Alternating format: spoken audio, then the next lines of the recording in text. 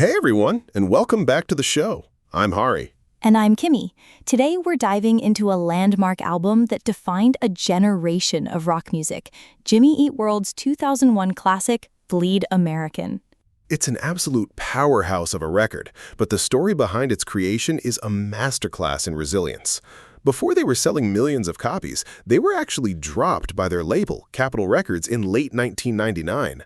Right, their third album, Clarity, was a commercial disappointment at the time. Capitol had some internal shakeups, lost faith in the band, and eventually shelved it until radio stations started playing Lucky Denver Mint on their own. Once their two-record deal was up, Capitol just let them go. And the band members had to work odd jobs to make ends meet. Frontman Jim Adkins sold art supplies, Tom Linton did construction, Rick Birch sold auto parts, and Zach Lind worked at a car dealership. Can you imagine buying a sedan from the guy who'd soon drum on the middle? That is wild. To fund their next album, they released a B-sides compilation called Singles and toured Europe for 5 weeks, buying back their own Capitol CDs to sell directly to fans. Since their management opposed the tour, they broke away to work as free agents. That DIY hustle paid off. They raised enough cash to record, teaming up again with producer Mark Trombino.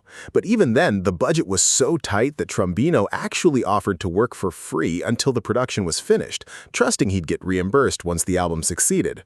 Talk about betting on yourself. Seriously, Trombino was like a brother to them. They recorded drums at Cherokee Studios, which was very costly, so they later moved to Hard Drive in North Hollywood for overdubs to save money. To keep fans engaged, they uploaded demo versions of their songs to Napster. Ah, Napster. That leak created huge industry buzz. Suddenly, A&R scouts from major labels were showing up unannounced at the studio. The band literally had to lock the studio doors to keep these executives from interrupting their sessions. Meanwhile, drummer Zach Lind was writing checks for mixing, praying they wouldn't bounce. They were right on the edge of bankruptcy. But musically, they knew exactly what they were doing. They intentionally moved away from the sprawling, complex structures of Clarity, which had a 16-minute track, mind you, and focused on direct, straightforward rock and roll with a punk energy. Exactly. Jim Adkins explained that the title Bleed American was about changing your life for the better, a bloodletting of the things you don't really need. The title track itself has this heavy, grunge-esque vibe, reminiscent of bands like Helmet or At the Drive-In. And speaking of iconic tracks, a praise chorus has such a fun backstory.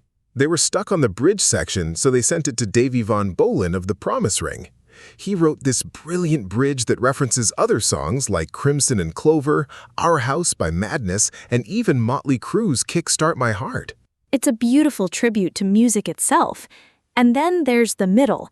That song was written because a fan emailed Jim saying they didn't feel punk enough to fit in.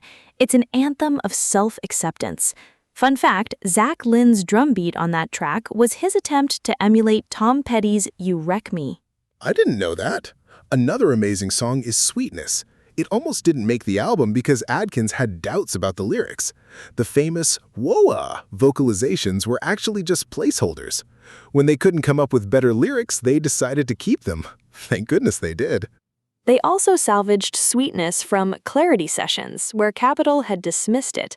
Another emotional track is Hear You Me, a tribute to Michael and Carly Allen, two popular Weezer fans who died in a car accident. Rachel Hayden provided backing vocals on that and other tracks. That song still brings a tear to my eye. Now for some of the quirky studio details. The opening drum fills of Get It Faster were actually programmed using a PlayStation game called MTV Music Generator. And Cautioners is this cool 5-minute electro-pop track where the computerized decay sound of the guitars was created to give it a unique edge. A PlayStation game. That is peak early 2000s tech.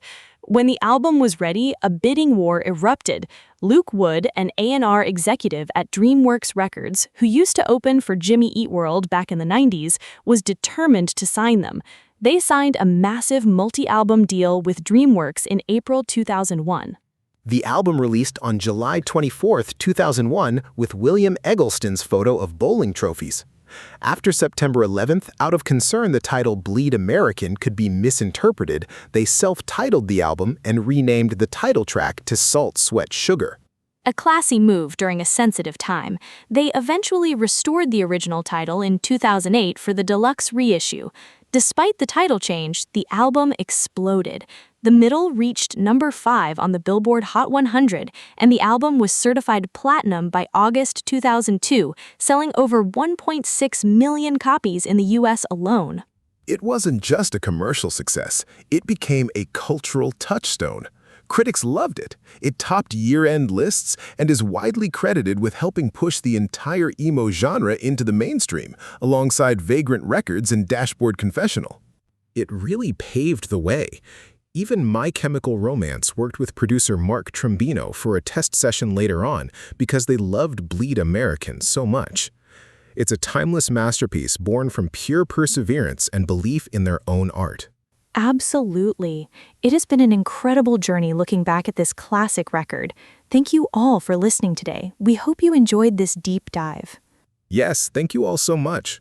This episode is based on the Wikipedia article Bleed American, which is available under the Creative Commons Attribution Share-alike license. This podcast was crafted using artificial intelligence.